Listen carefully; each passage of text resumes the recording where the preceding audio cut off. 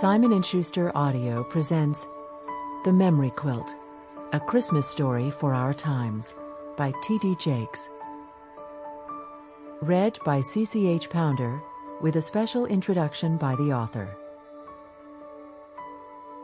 Here is T.D. Jakes.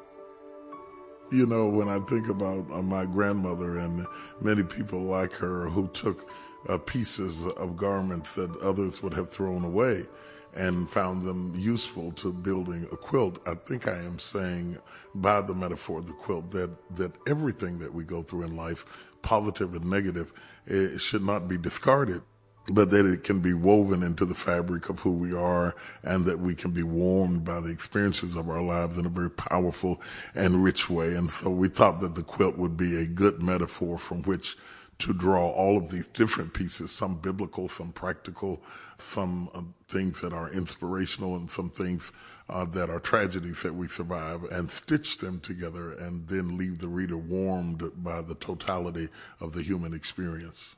I think that Lela and her dilemma, the study of the character of the novel, becomes a canvas on which we can see the beauty and the opulence of the biblical text coming to life in her own heart.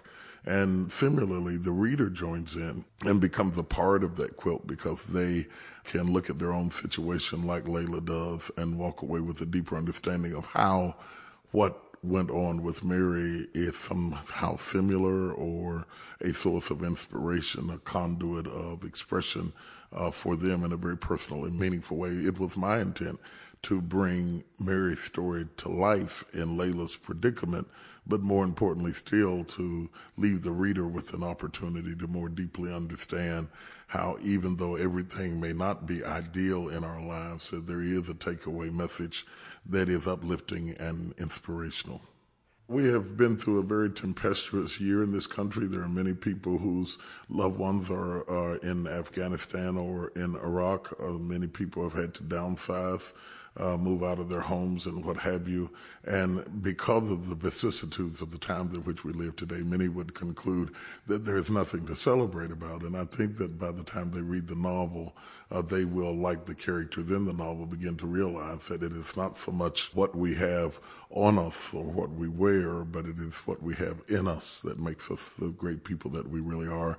I think sometimes that when people see my name on something, they think that it is just the exegesis. Sample complete. Ready to continue?